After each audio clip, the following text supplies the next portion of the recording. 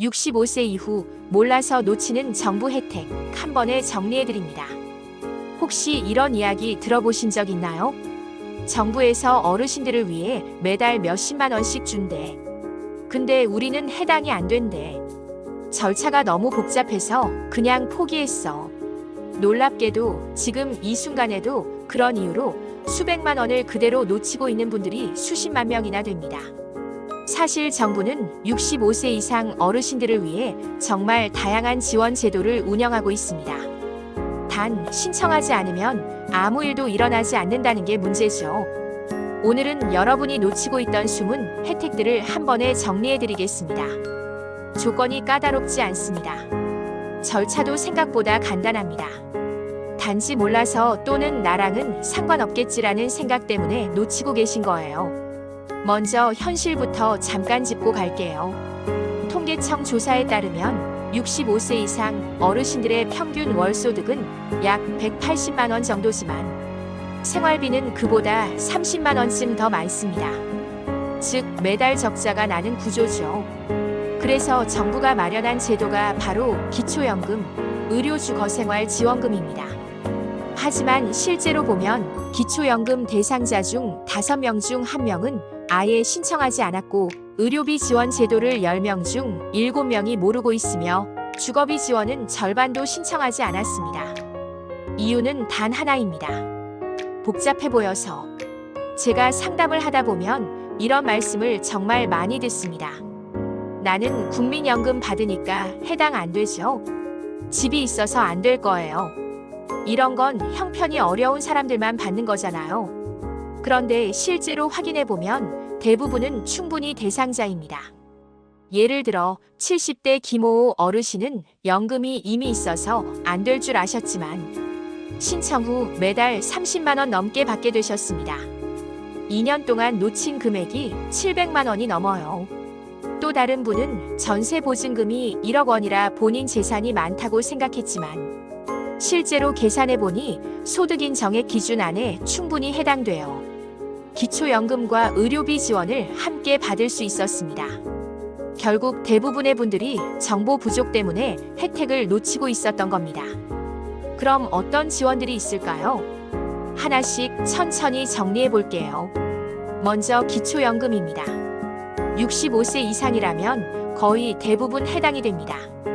2025년 기준으로 단독 가구는 월 소득인 정액 228만 원 이하면 가능하고 부부라면 약 365만 원 이하면 됩니다. 소득, 인정액이란 쉽게 말해 월 소득의 재산을 일정 비율로 환산해 더한 금액이에요. 예를 들어 국민연금을 월 80만 원 받고 예금이 3천만 원, 집이 시가 2억 원이라고 해볼게요. 집은 기본 공제가 있어서 약 1억 3,500만 원을 빼고 계산합니다. 남는 6,500만 원과 예금액을 기준으로 소득 환산하면 월 약 37만 원이 추가돼요. 즉, 총 소득 인정액이 약 117만 원 정도. 기준보다 훨씬 낮기 때문에 당연히 기초연금을 받을 수 있습니다. 이분은 실제로 매달 28만 원씩 받고 계세요. 다음은 의료비 혜택입니다. 나이가 들수록 병원비 부담이 커지죠. 그래서 정부는 노인 장기요양보험을 통해 돌봄 서비스, 간호, 주야간 보호 등 다양한 서비스를 제공합니다. 그 비용이 월 100만 원이 넘지만 본인 부담은 1,520% 정도에 불과합니다. 건강검진은 무료, 암검진도 무료, 치매검진까지 무료입니다. 치과 진료도 큰 차이가 있습니다. 틀니는 본인 부담이 5%, 임플란트는 30%만 내면 됩니다. 예전에는 임플란트 2개만 해도 수백만 원이 들었지만 지금은 평생 2개까지 건강보험이 적용돼 훨씬 부담이 줄었죠. 이 외에도 스케일링 연 1회 무료, 독감 예방접종 무료, 폐렴구균 접종도 무료입니다. 이걸 다 합치면 연간 400만 원 이상 절약 효과가 생깁니다. 세 번째는 주거 관련 지원이에요. 집을 임대해서 살고 계신 분이라면 주거급여라는 이름으로 월 최대 30만 원 안팎의 지원금을 받을 수 있습니다. 소득이 중위소득의 48% 이하라면 해당됩니다. 직접 집을 가지고 계신 분도 받을 수 있습니다. 그 경우엔 집 수리 개보수 지원으로 최대 1,200만 원까지 지원돼요. 도배나 장판, 창문, 지붕 같은 걸 교체할 때 받을 수 있습니다. 또 에너지 바우처라는 제도도 있는데요. 전기나 가스, 연탄비 등을 지원받는 제도입니다. 여름에는 월 9만 원, 겨울에는 월 12만 원까지 지원됩니다. 생활비 절약 부분도 빼놓을 수 없죠. 65세 이상이면 대부분 지역에서 버스나 지하철이 무료입니다.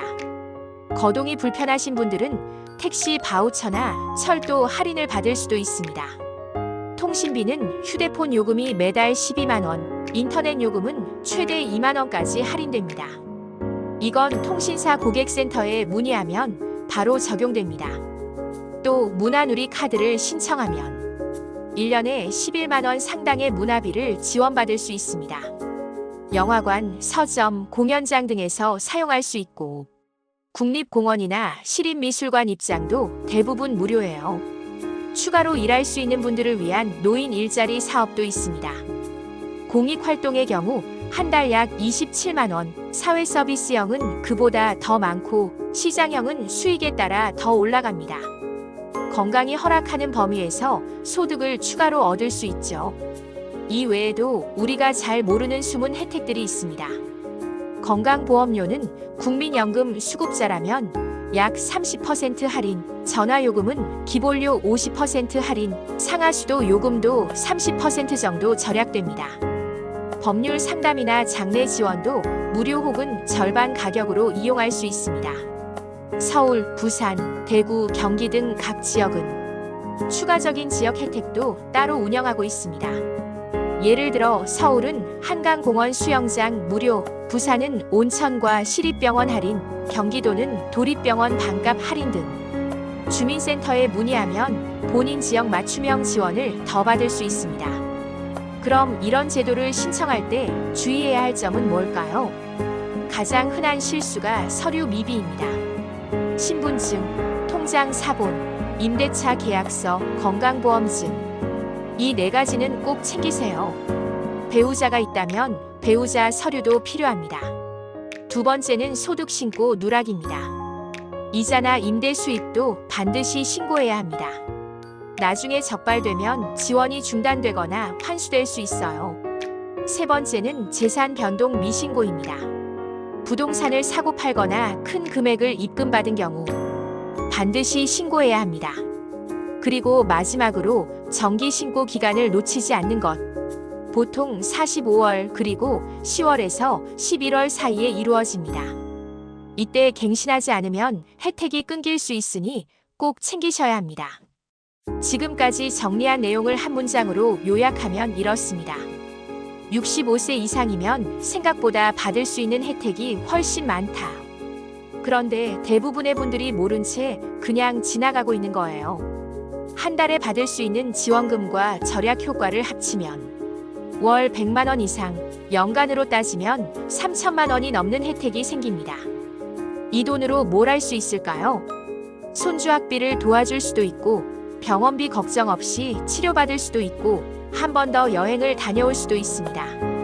그리고 무엇보다 자식들에게 부담 주지 않고 스스로의 삶을 지킬 수 있는 안정감이 생깁니다. 이제 여러분이 해야 할 일은 딱 3가지입니다. 첫째, 주민센터에 전화하세요.